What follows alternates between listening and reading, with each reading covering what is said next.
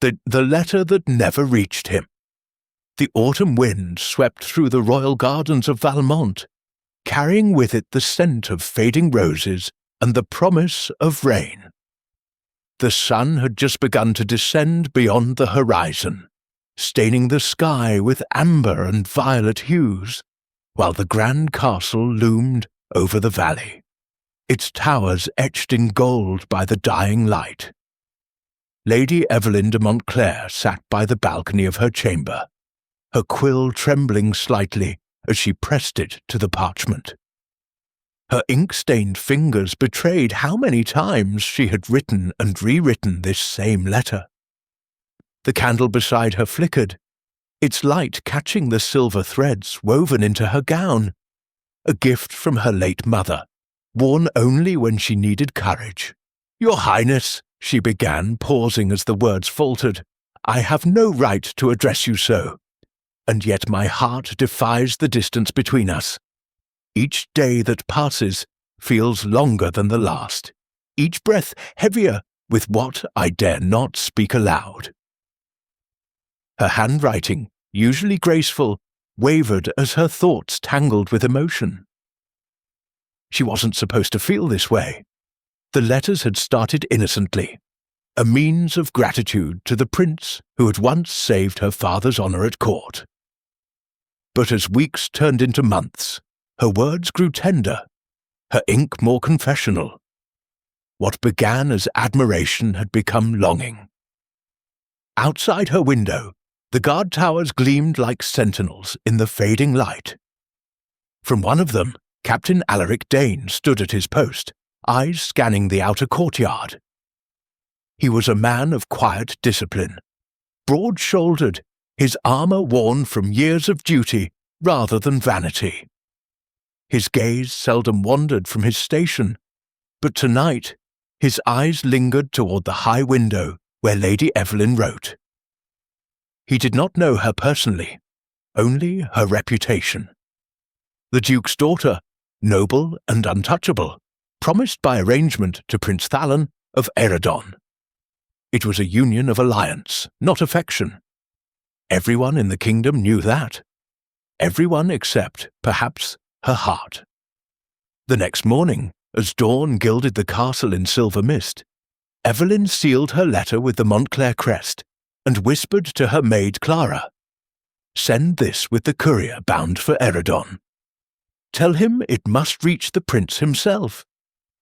Clara nodded obediently, tucking the envelope into her satchel before descending the stairway that spiraled through the keep.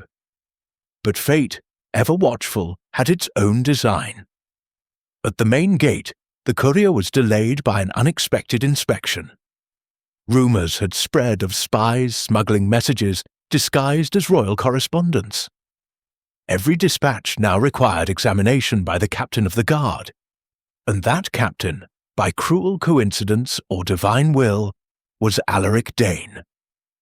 He stood by the inspection table, his expression firm but fair, his tone measured. All letters must be read before they leave the gate. The king's orders, he said, though he hated the intrusion as much as those who obeyed it. Clara hesitated, her voice uncertain. "This one, sir. It's for His Highness, the Prince of Eredon. It bears Lady Evelyn's seal." Alaric's brow furrowed. "Even more reason to ensure it is safe." He broke the seal carefully, guilt prickling under his ribs as the wax cracked. The parchment unfolded softly, carrying with it the faintest trace of lavender and ink. And as he began to read, his pulse slowed, then quickened, not from duty, but from something he did not yet understand. "I know not whether you remember my face from that day in the Hall of Banners," the letter read, "but your words have never left me. You told me that courage is not born from strength, but from truth. Since that day, I have searched for mine." Her words were poetry without intention, tender and bare. There was no politics in them, no schemes, only the confession of a soul that felt too much and dared too little. By the time Alaric finished reading, the world around him seemed quieter. the clamour of the gate, the rustle of the wind, all faded. For a long moment he stood there, staring at her handwriting as if it were a voice speaking directly to him. Clara's anxious whisper broke the silence. "Will it pass inspection, Captain?" Alaric folded the parchment slowly, the lavender scent clinging to his gloves. "It will, in time." He handed her a different envelope from the inspection pile, a decoy, and kept the real letter for further review, as his report would later state. When Clara left, he returned to his quarters in the barracks, the forbidden letter still in his hand. The candlelight played across his face as he sat at his small wooden desk, rereading the lines over and over. Each word drew him deeper, not into love, not yet, but into empathy. He felt the ache behind her ink, the loneliness that mirrored his own.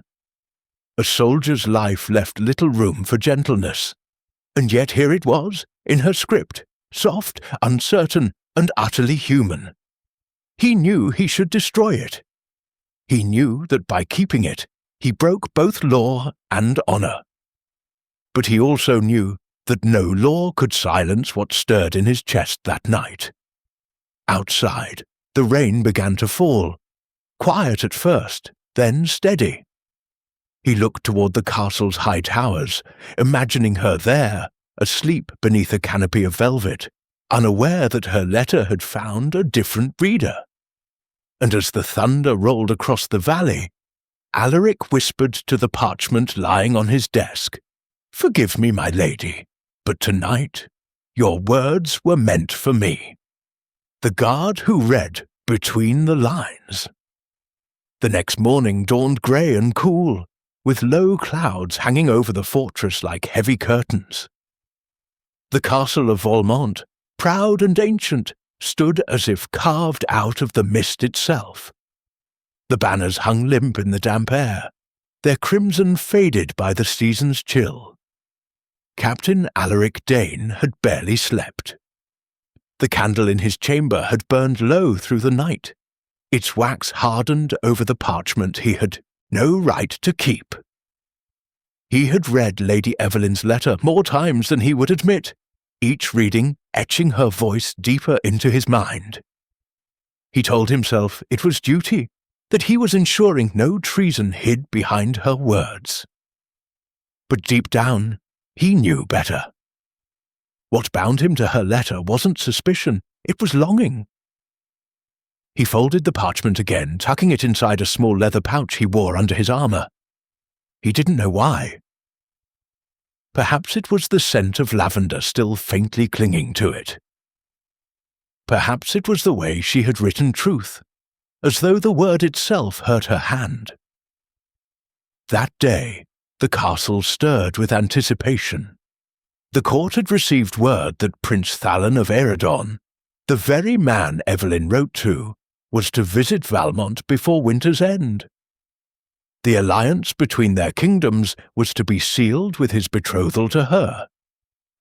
In the great hall, servants swept and polished, the steward barked orders, and the Duke of Montclair paced beneath the stained-glass windows with a restless impatience. He was a stern man, proud and distant, whose ambitions reached higher than affection ever could. His daughter Evelyn was the quiet reflection of all he failed to see, gentle where he was hard, poetic where he was political. When Evelyn entered the hall, her father turned, his expression softening only slightly. "You are late," he said, though the words held no real anger. "I was writing," she answered, her voice calm but tired. The Duke sighed. "Still sending those letters to the prince, are you? You must not appear desperate, Evelyn. Dignity first. Always dignity." She bowed her head in silence, not trusting her voice. Dignity. It was the word she had grown up with, the word that had replaced love in her father's vocabulary long ago. As she turned to leave, she caught sight of a man near the entrance, the captain of the guard standing rigid, his expression unreadable beneath the burnished light of the hall's windows. Their eyes met for barely a second, but something in that second held her still. He bowed briefly, but she noticed the faint flicker in his gaze, a look almost human, almost warm, that no soldier should wear. She dismissed it quickly, though it left her uneasy. That evening, Evelyn returned to her chamber and began another letter. "My prince, I wonder if my words ever reach you. The messengers leave, but the days pass and no reply comes. I tell myself you are busy with affairs of state, yet sometimes I fear that my heart speaks into silence." Her quill paused. If only words could be enough to bridge distance, if only truth were as simple as ink. When the letter was finished, she sealed it once again and gave it to Clara, unaware of the pattern fate had already begun to weave. Down in the courtyard, the rain had ceased. The cobblestones still glistened, reflecting the orange glow of the torches that lined the inner wall. Captain Alaric was making his evening rounds when Clara approached, clutching the sealed letter nervously. "Another one for Eridon," she said softly. He hesitated. His throat tightened, though he tried not to show it. "I will see it inspected." "Please, sir," Clara whispered. "Lady Evelyn trusts this is sent quickly. She waits for a reply." Alaric's gaze darkened slightly, guilt pressing against his conscience like a blade. "I will ensure it," he said, and dismissed her gently. When he returned to his chamber, he lit his candle once more and broke the seal, slower this time, as though betraying a sacred ritual. Her words spilled across the page, tender, aching, unaware. Each line pulled him deeper into the quiet world she lived in, a world of caged hopes and unseen sorrow. She wrote of the gardens, how the roses had wilted early this year, how the sky seemed emptier. She spoke of her late mother, who used to read to her by the hearth in winter. And then, almost shyly, she wrote, "Sometimes when I walk the courtyards at dusk, I see the guards by the gates, so still, so loyal. I wonder if they too have hearts that dream, or if duty leaves no space for such weakness." He stopped breathing for a moment. The words struck too close, as though she had written them to him without knowing. That night, Alaric did not sleep again. The rain returned before dawn, washing the stone paths and filling the air with the scent of earth. He found himself walking toward the gardens long before his shift began, drawn by something he could not explain. Through the mist, he saw her, Lady Evelyn, standing near the old marble fountain. She was cloaked in grey, her hair unbound, her face turned toward the first light of morning.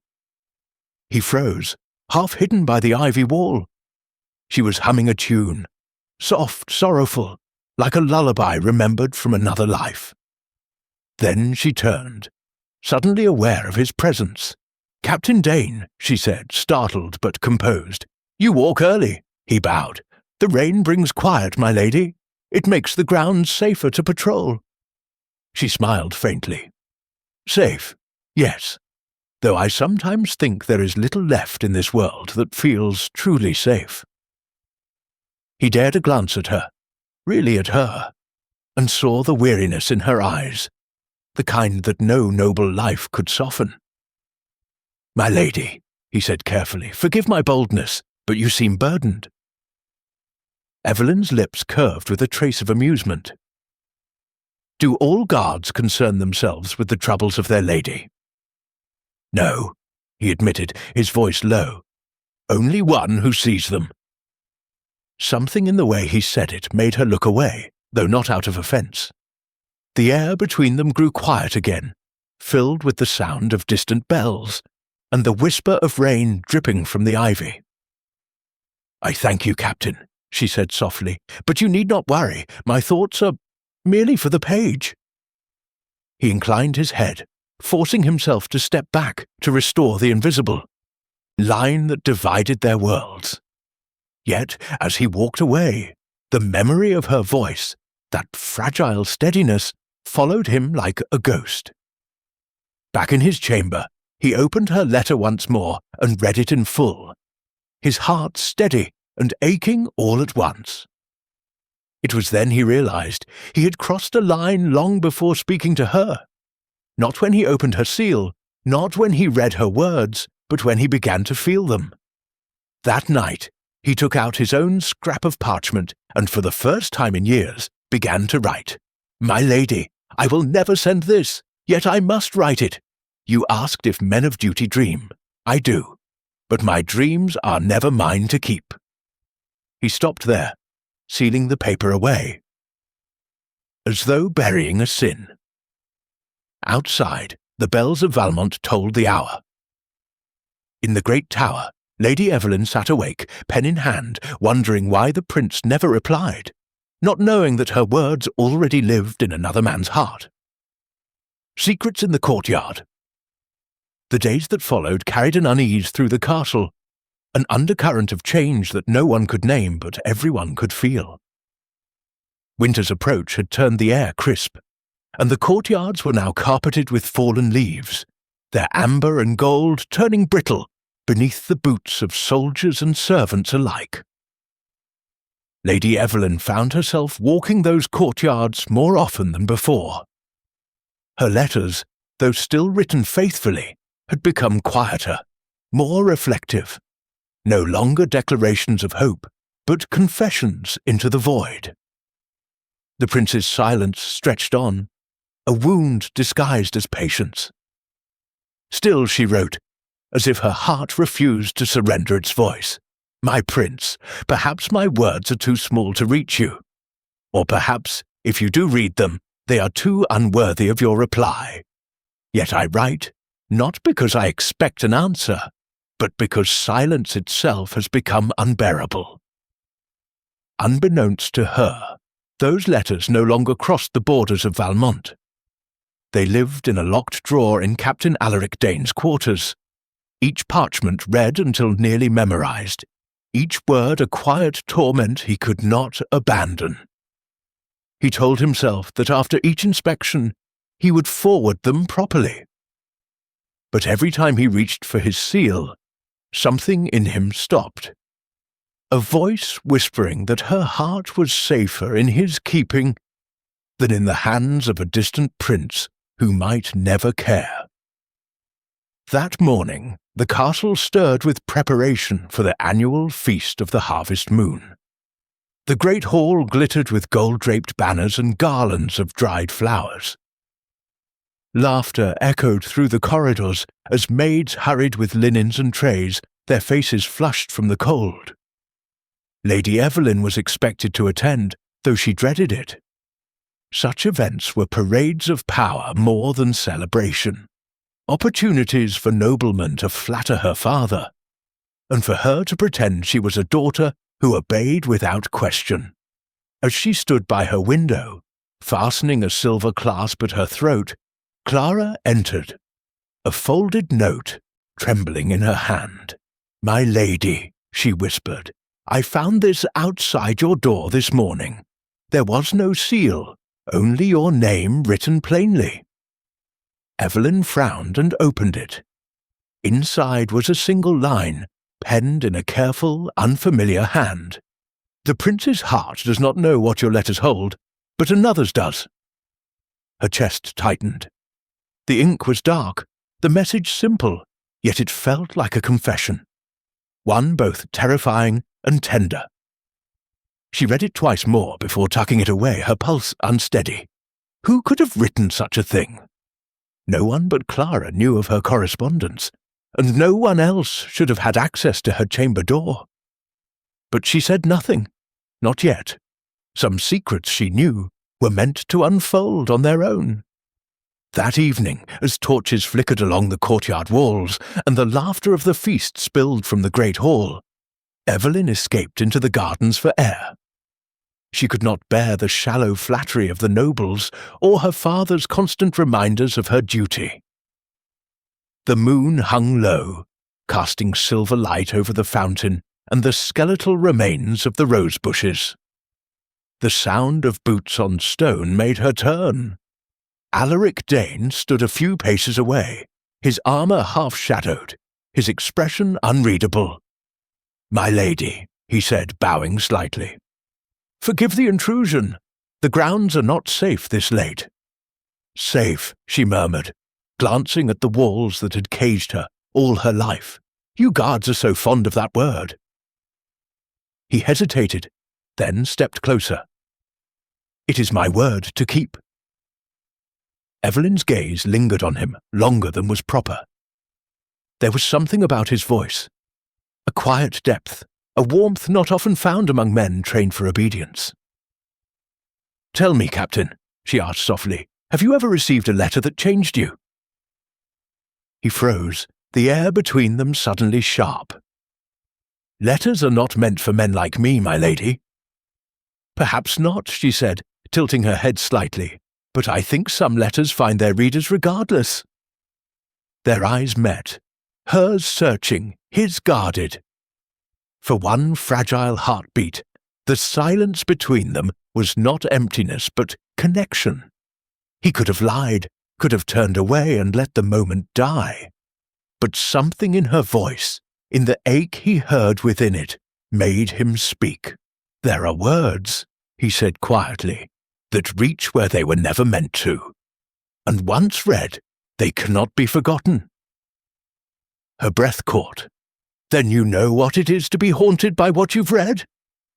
"Yes," he said simply, "every day." The wind stirred the leaves between them, carrying the faint scent of lavender, the same scent that clung to her letters. She felt her pulse in her throat. The realization dawned slow and terrible. It was him. "You." Her voice faltered. "You've read them." He looked down, shame flickering across his face. "It was my duty, at first." "At first?" His silence was confession enough. The world seemed to narrow until there was nothing left. But the two of them, the guard and the lady, the truth suspended like a blade in the air. "I should be furious," she whispered, though her voice trembled more from emotion than anger. "Those words were not for you. I know. Then why keep them?" He met her gaze at last, his eyes steady and dark. "Because they were the only honest thing I have held in years." Her heart twisted. There was no deceit in his voice, only longing and regret. And against all reason, she felt tears prick her eyes. For a long moment, neither spoke. The wind, the moonlight, the quiet murmur of the fountain, all seemed to hold their breath. Finally, she said softly, "You've stolen my letters, Captain, but I think they've stolen you too." He bowed his head, unable to deny it. "If they have, my lady, then I am not sure I wish to be free." From the balcony above, unseen eyes watched them, the shadow of another guard lingering where the torchlight didn't reach. By dawn, whispers would stir through the barracks of a late-night meeting in the courtyard between the Duke's daughter and the captain of the guard. And somewhere in the castle's highest tower, the Duke himself would receive word that his daughter's loyalty might not lie entirely where he had intended. A heart in disguise. The morning after their encounter in the courtyard, Lady Evelyn awoke with the taste of unrest on her tongue. She could not name what she felt. Anger, perhaps, or shame, or something far more dangerous. Understanding. The memory of Captain Alaric's voice lingered like the echo of a forbidden song. His honesty had unsettled her. In a world where every face wore a mask of courtesy, his had been bare. He had wronged her, yes, but not out of malice. His theft had been born of solitude, the same solitude that haunted her. And yet she could not forgive him, not yet. She spent the morning in her chamber, the ink pot untouched beside her, her quill still. For the first time in months, she did not write. Below, in the barracks, Alaric's world felt equally unsteady. The commander's tone was sharp, his orders relentless, perhaps sensing that Alaric's focus had slipped. He moved through his duties with precision, but his mind refused to obey. Every word she had spoken in the courtyard replayed in his head, her voice trembling between fury and something softer. He had wanted to apologize again, to kneel if he must, to tell her that he never meant for her words to matter so deeply to him. But how could he? How could a guard confess to a lady that her letters had become his only solace? When night fell, he stood watch by the outer wall. The wind off the valley was cold, carrying the scent of rain and pine. Somewhere beyond the horizon lay Eredon, the prince's land, the man who was supposed to hold her heart. And yet she wrote no more to him. For 3 days, the courier hall remained silent. No letters, no sealed crests, no orders from the duke's daughter. It was as though her quill had died. On the 4th evening, as Alaric crossed the courtyard, a soft voice stopped him. "Captain," he turned sharply.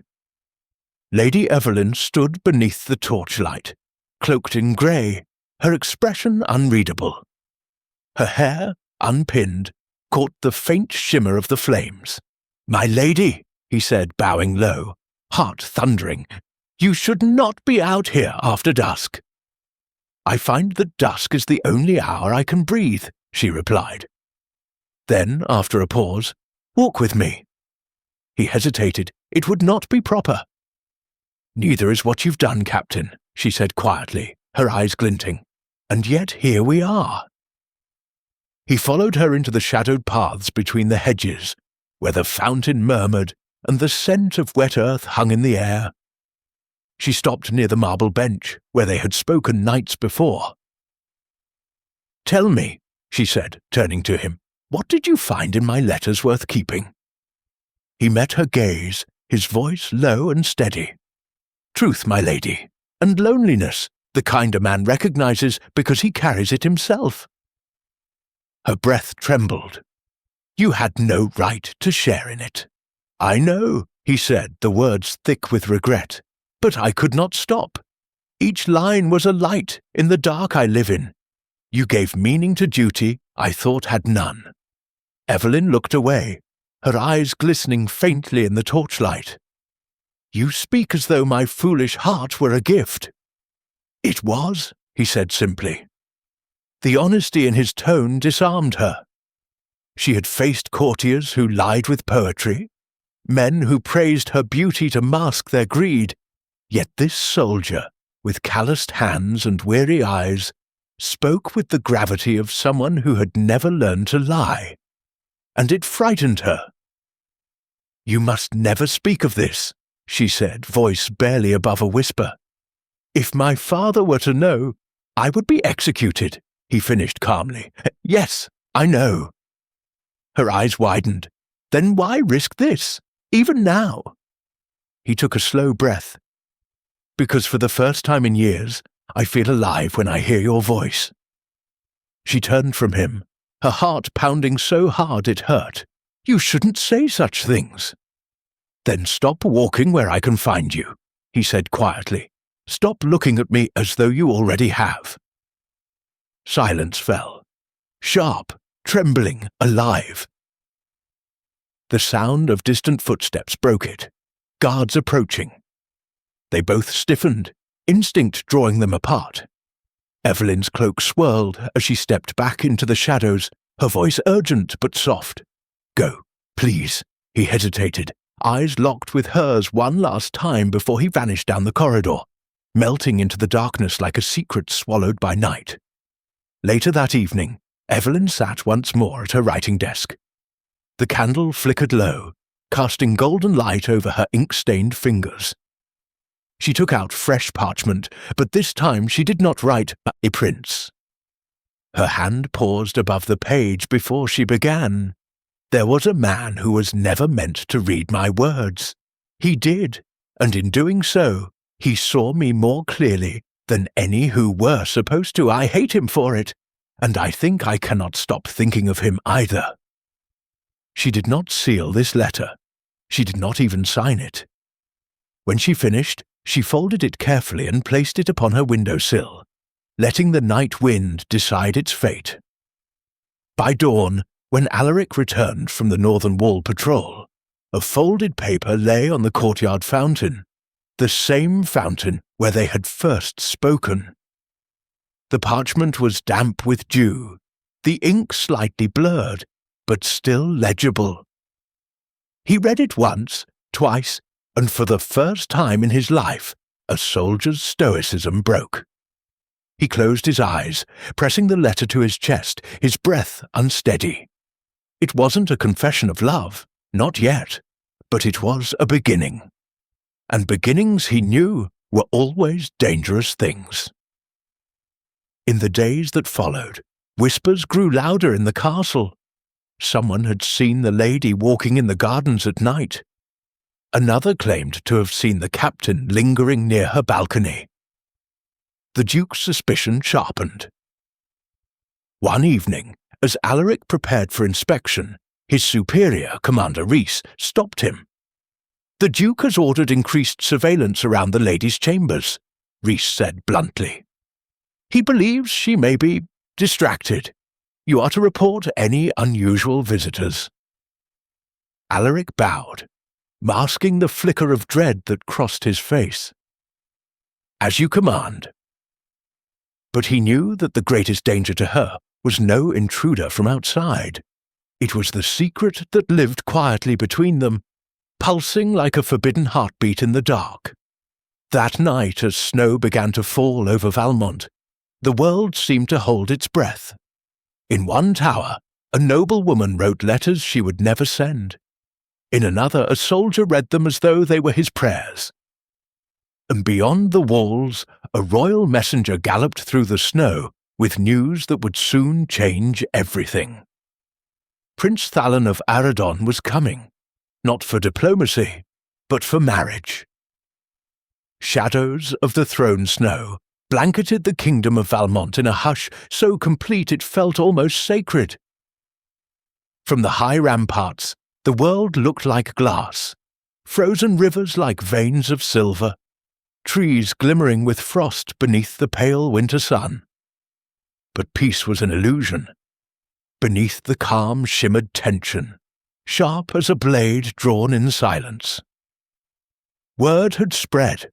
Prince Thalon of Aradon was coming, and with him a retinue of noble soldiers and advisers. His visit was to confirm his betrothal to Lady Evelyn de Montclair, sealing the alliance between their kingdoms. For the Duke, it was triumph. For Evelyn, it was a cage. In the great hall, servants polished marble floors until they gleamed like water. Tapestries depicting victories of past kings were unfurled along the walls. The air was rich with the scent of pine, beeswax and tension.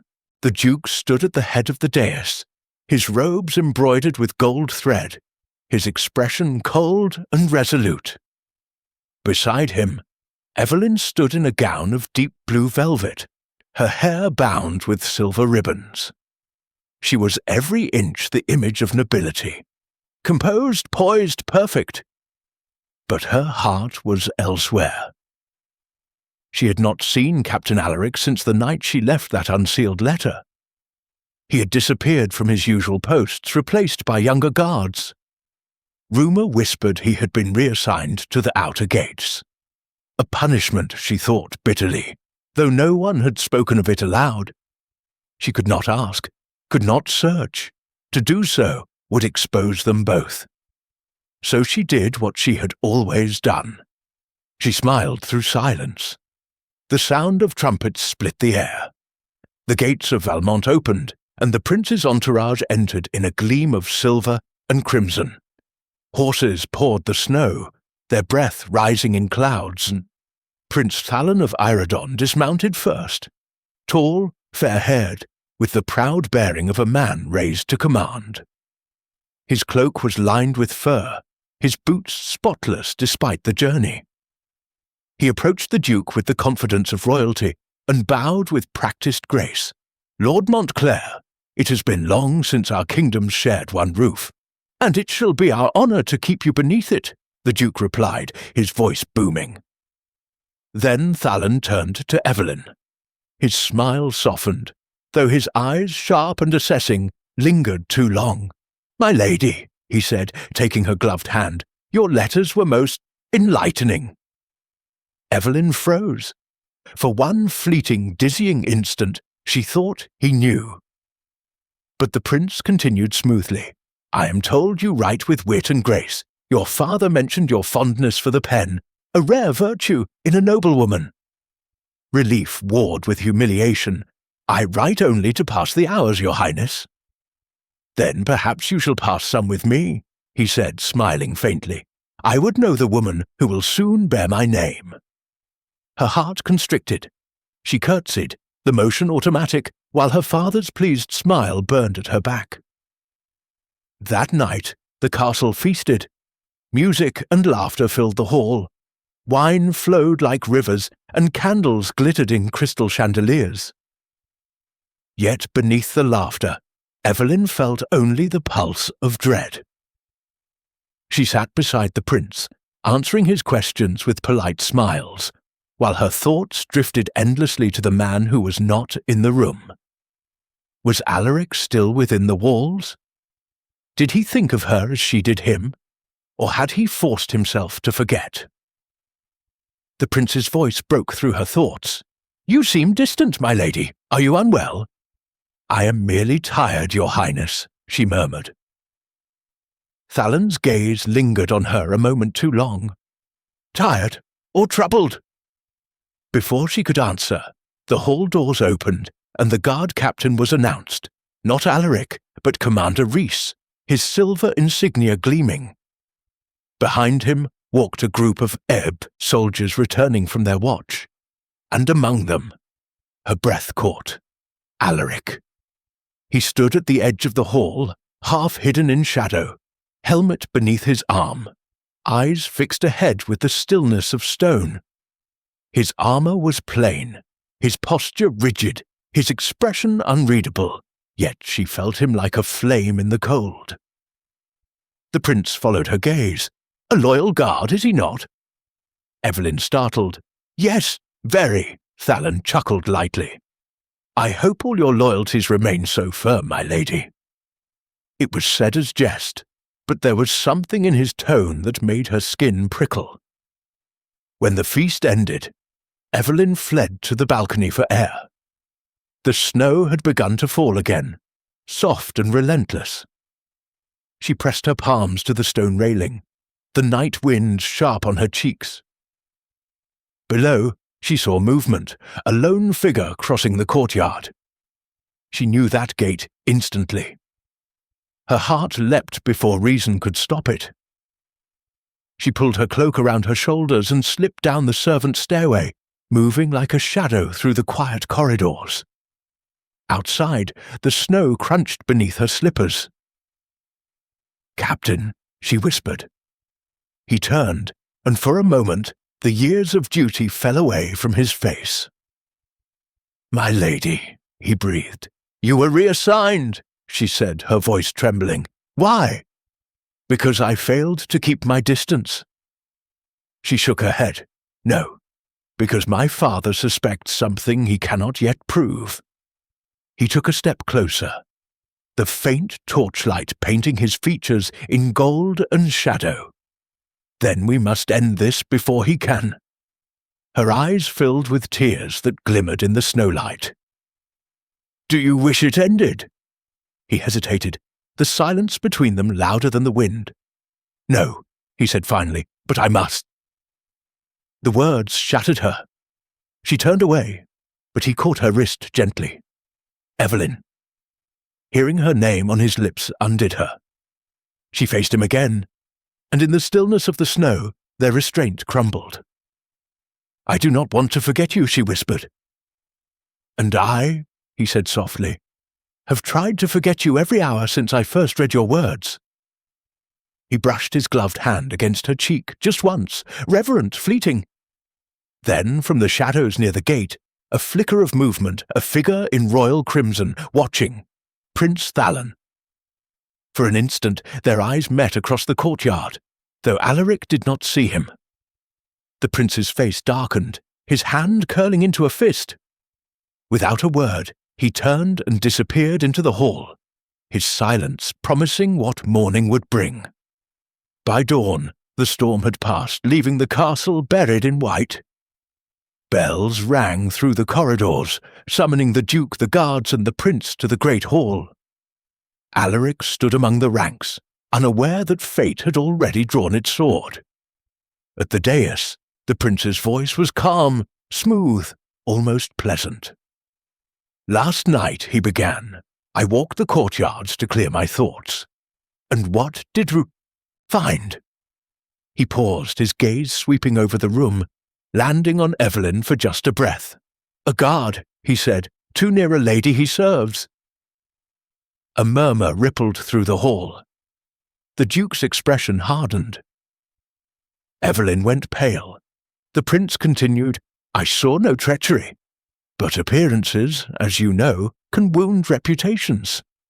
I would advise, Lord Montclair, that your daughter's attendants and her guards be chosen more carefully." The duke's glare found Alaric instantly. "Captain Dane," he said, his tone like thunder, "you are relieved of your post until further notice." Alaric bowed low, his jaw tight, "As my lord commands."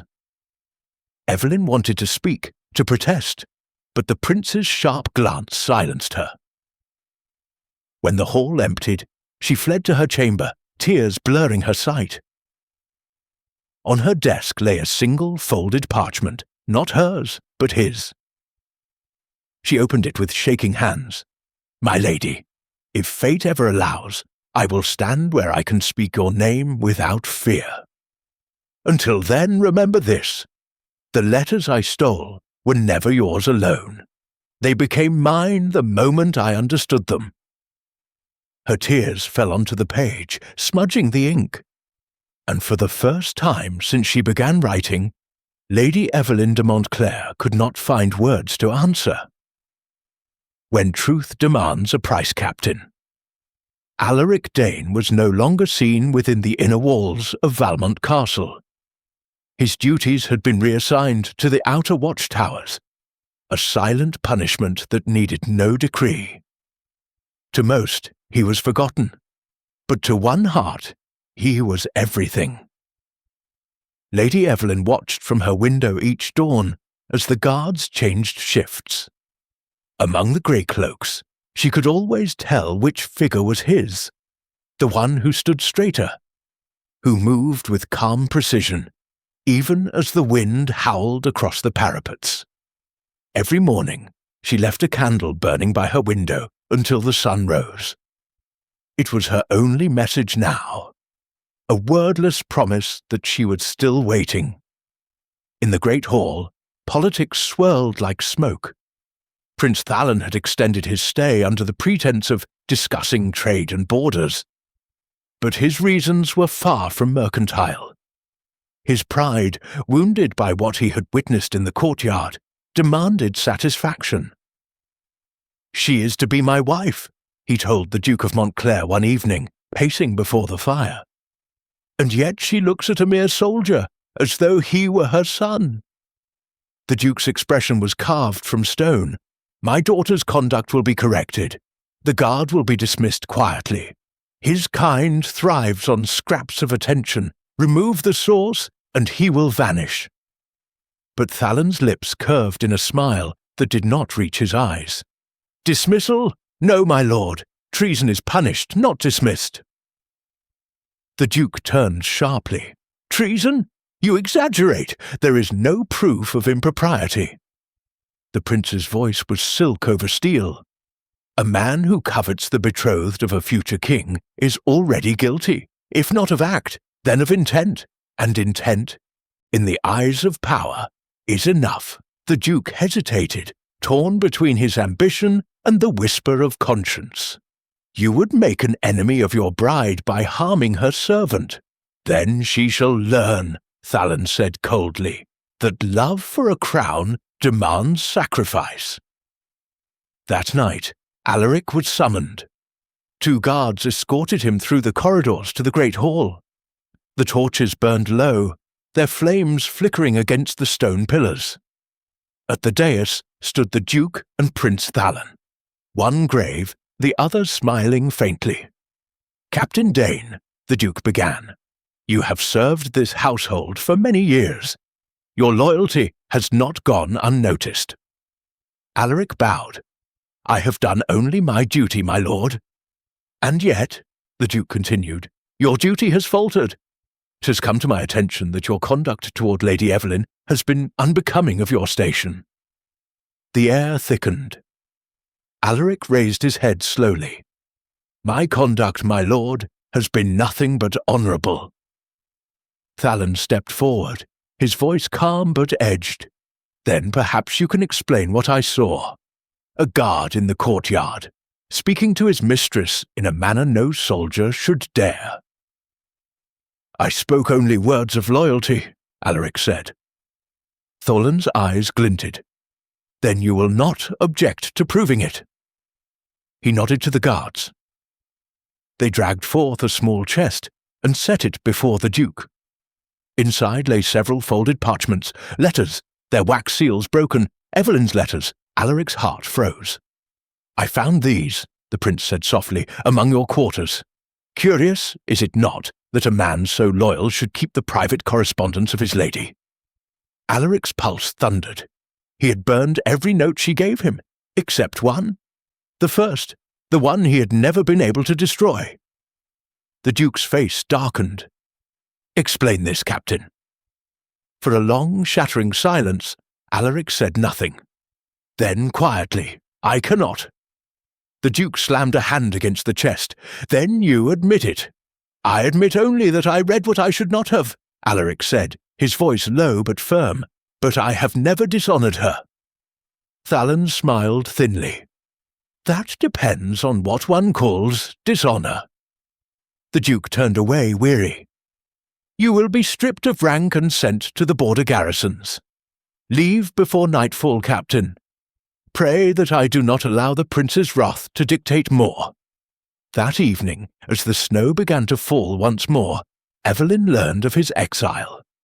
Her maid whispered it through tears. "He is to leave before midnight. They said the prince himself demanded it." Evelyn's world tilted. She didn't think, she simply moved. She tore through the corridors, past startled servants, past the chapel where her mother's ashes rested, past the silence that had imprisoned her for too long. She reached the stables just as Alaric was saddling his horse, beneath a grey sky heavy with snow. He turned when he heard her footsteps, and for a heartbeat, disbelief flickered in his eyes. "My lady!"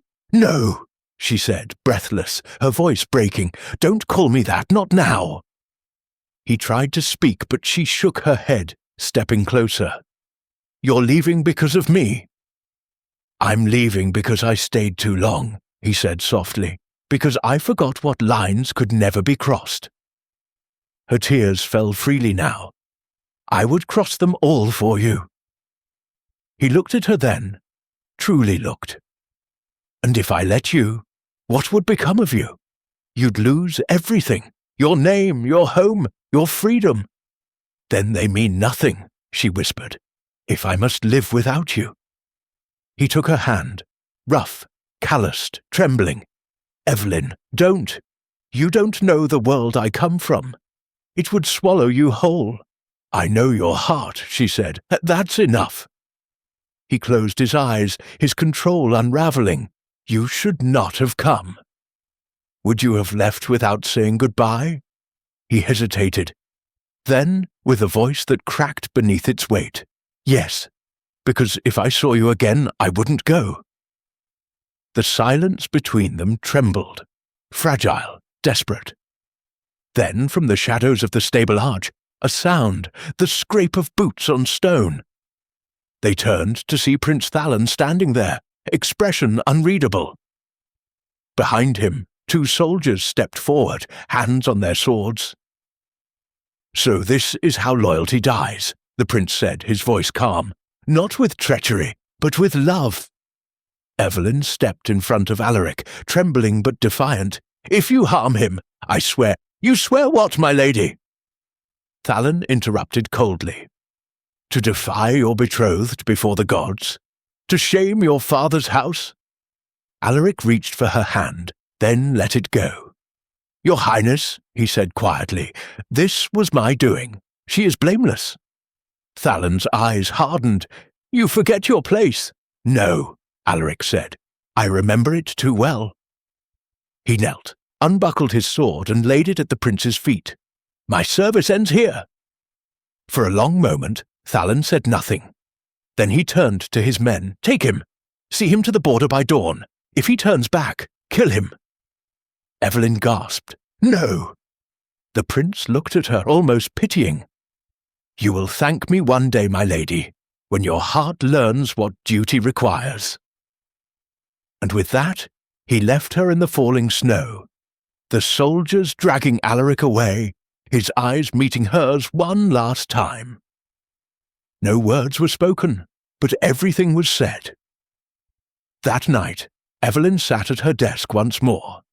Before her lay one final sheet of parchment. Her hand shook as she dipped her quill in ink. "My dearest heart, they may cast you to the borders, but they cannot send my soul with you. If ever you find this letter, know that I never wrote for the prince. Every word was always yours." She sealed it, pressed her lips to the wax, and sent it with the only person she trusted, her maid, Mira. But neither she nor the messenger knew that by morning the prince would have already intercepted every letter leaving Valmont Castle. The last letter, like the first, would never reach him. The storm before the dawn. The borders of Valmont were not walls, they were scars. A stretch of frozen earth and ruined outposts where wind howled like the cries of ghosts and the sky bled grey into the snow. It was where the kingdom sent those it wished forgotten. Captain Alaric Dane rode through that wasteland with 2 soldiers at his side, their torches flickering in the bitter wind. When they reached the ridge beyond the last watchtower, one of the men dismounted and handed him a small pack. "Your horse, your life, and your silence," the soldier muttered. "That's all the prince allows you to keep." Alaric took the reins without reply. He looked once toward the distant castle, its towers faint in the snowstorm, and turned away. Every heartbeat was a hammer striking his chest. He had left behind the only light he had ever known. Back at Valmont Castle, silence reigned like morning. Lady Evelyn had not been seen for 2 days. Her father believed her confined in grief. The prince believed her tamed by shame. Neither could imagine the fury that smouldered behind her quiet eyes. In her chamber, Evelyn paced before the window. The world outside swallowed in storm. Mira, her maid, knelt beside the hearth. "My lady," she whispered, "you must eat something. It's been 2 days." Evelyn's voice was soft but fierce. "Did he receive it, the letter?" Mira hesitated. Then she bowed her head. "No messenger returned, my lady. The guards, they search every satchel now. I fear—" Evelyn turned away, her hands trembling. "Then he thinks I let him go, that I said nothing." She pressed a hand to her chest, as though to still the ache within. "I cannot live with that." Mira's eyes widened. "My lady, you can't mean—" But Evelyn was already at her desk, writing swiftly, her movements trembling but resolute. "To his grace the Duke of Montclair, forgive me. But I cannot be pawn nor prize. I seek my own truth, even if it costs me everything." She sealed the note and left it on the desk beside her mother's locket. Then she lifted her cloak, pulled up the hood, and turned to her maid. "Tell them I'm ill," she said. "Tell them nothing more." And before dawn could break, Lady Evelyn de Montclair slipped out of Valmont Castle through the servants' gate, the same gate where love had once been discovered and condemned. The storm followed her like a beast. Snow lashed her face, the wind clawing at her cloak. She rode a borrowed mare from the stables, the hooves sinking deep into the drifts. She did not know how far she could go, only that she must find him. Each mile blurred into the next until her fingers numbed and her vision swam with cold. Yet when she reached the ridge where the forest met the borderlands, she saw a small campfire flickering in the distance. A shadow moved before it, tall, broad-shouldered, familiar. Alaric! Her voice broke the wind like a prayer. He turned sharply, disbelief and fear crashing across his face. "Evelyn?" She stumbled toward him, half frozen, half dreaming. He caught her before she fell. "What have you done?" he whispered hoarsely, pulling her close, his cloak wrapping around her shaking form. "You shouldn't be here. I couldn't let you go," she gasped. "They'll call it madness, but I couldn't." He held her tighter, his forehead pressing against hers. "You'll be hunted. The prince, your father." "Then let them hunt," she said, voice trembling. "I'll not live a prisoner to their will." For a long, breathless moment, neither spoke. The storm roared around them, and the fire hissed as snow met flame. At last he whispered, "You shouldn't have come." "And yet I did." She smiled faintly, eyes shimmering with tears, "because every word I ever wrote to him was meant for you." Something inside him broke then. He kissed her. Desperate, reverent years of silence dissolving into one heartbeat. It was not gentle. It was the kiss of a man who had lost and been found, and of a woman who had defied a kingdom to reach him. When they parted, both were trembling, not from cold, but from the enormity of what they had done. But fate is never merciful for long. From the valley below, the sound of horns pierced the wind, torches flared, soldiers, perhaps 20 of them, cresting the ridge. At their head rode a figure in crimson and silver. "Prince Thalon." "Run!" Alaric said. Evelyn shook her head. "No!" He gripped her shoulders. "Please!" But it was too late. The riders were upon them, the prince's voice cutting through the storm. "Hold!" The soldiers surrounded them in a ring of steel and firelight. Thalon dismounted, his cloak whipping in the wind. His gaze fell on Evelyn, hair loose, face pale, her hand still in the guards. "So it is true," he said softly. "My bride has fled to the arms of a traitor." Evelyn lifted her chin. "I am not your bride. I never was." His smile was thin and deadly. "No, my lady, you were a lesson I was slow to learn." He turned to Alaric. "Draw your sword." Alaric met his gaze without flinching. "No." "Then die without it," Thalon said, drawing his own blade. The storm howled as steel flashed. Alaric barely parried the prince's first strike, dodging the next with soldier's instinct. Around them, soldiers stood silent. None dared intervene as royalty and commoner clashed beneath the snow. Thalon's blows were furious, driven by pride and insult. Alaric's were measured, desperate not to kill, but to survive. At last, Thalon's sword caught his arm, drawing blood. Evelyn cried out, moving toward them, but a guard seized her. Alaric staggered, then disarmed the Païda prince with a sudden brutal strike, sending his sword spinning into the snow. He could have ended it. One more move, and Thalon would have fallen.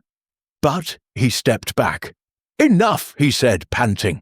"I will not kill a man for love." Thalon's face twisted in fury. He drew a dagger from his belt and lunged. Evelyn screamed. The blade struck, Not Alaric, but her. She had thrown herself between them, the dagger buried beneath her ribs. The world stopped. Alaric caught her as she fell, her blood staining his hands, the snow, everything. Evelyn, no! She looked up at him, her eyes glassy, her breath shallow. You see, I crossed the line first. He pressed his forehead to hers, choking on tears. Stay with me, please! But her lips only curved into the faintest smile. You read my words. Now keep them. Her hand slipped from his cheek, falling limp against the snow. The storm screamed around them, as if the heavens themselves grieved. Thalon stood frozen, the dagger still in his hand, horror dawning too late. His men looked on, their loyalty shaken. Alaric rose slowly, lifting Evelyn's body in his arms. His voice was calm, too calm. You call me traitor, he said to the prince, but you are the one who killed your crown. Then, turning to the soldiers, he said, If any man here remembers Mercy, let her be buried where she can see the dawn. No one moved. Alaric walked past them, vanishing into the snowstorm, carrying her in his arms. By the time the sun rose, both were gone, leaving behind only silence and a single torn parchment fluttering in the snow. It was her final letter, caught on the wind. When truth demands a price, pay it with love, for love is the only truth worth dying for. The last letter. Valmont Castle stood silent now, its once proud halls subdued under the weight of memory. The Duke of Montclair had passed the winter after the tragedy, his health broken by grief. Prince Thalon had long returned to Eredon, though rumour whispered that he ruled not with pride, but with ghosts. The people still spoke of that night, the runaway lady, the fallen captain, and the prince who struck a heart purer than any crown. Some called it scandal, others tragedy, but among the servants who remembered, it was a story told in whispers beside the hearth, ending always with the same words. She died for love, and he lived for it. Spring had come again. The snow melted into rivers, and the first flowers broke through the frost. At the edge of the valley, far from the court near the borderlands, stood a small chapel, half hidden by wild ivy. No banners marked it, no nobles visited, yet every dawn a fresh candle burned upon its altar. The locals called it the Lady's Rest. There, on a morning veiled in mist, a solitary rider approached. His hair, once dark as coal, was streaked with grey now. His armour was gone, replaced by a traveller's cloak. But his bearing, steady, disciplined and quiet, marked him unmistakably. Alaric Dane. He dismounted before the chapel, carrying something wrapped carefully in cloth. Inside, the air smelled of rain and old wood. Shafts of light fell through the cracked windows, illuminating the single gravestone beneath the altar. Evelyn de Montclair, beloved daughter, lost to winter's storm. He knelt, unwrapping the bundle, a small wooden box, aged and worn. From it, he withdrew a folded piece of parchment, yellowed with years but sealed with the faded crest of Montclair. Her last letter. The one that never reached him. He had found it months after the storm, recovered by a border courier who had kept it hidden, fearing the prince's wrath. Alaric had carried it with him through exile, through battle, through every sleepless night since. He had never opened it, until now. His fingers trembled as he broke the seal. The parchment crackled softly, the ink faint but clear. Her handwriting, the same as he remembered, graceful, steady, full of life. My dearest, my truest, they may send you away, but they cannot send my heart with you. It is already yours. I write this, knowing you will never see it, yet I must, for words are all I have left. If I am ever silenced, promise me you will not live in grief.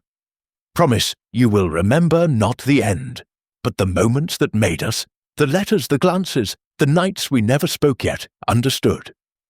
One day, when the world is kind again, may someone find these words and know that we existed, that love, once written, can never truly die. Yours, forever between the lines, Evelyn. His breath caught. For a long time, he could not move.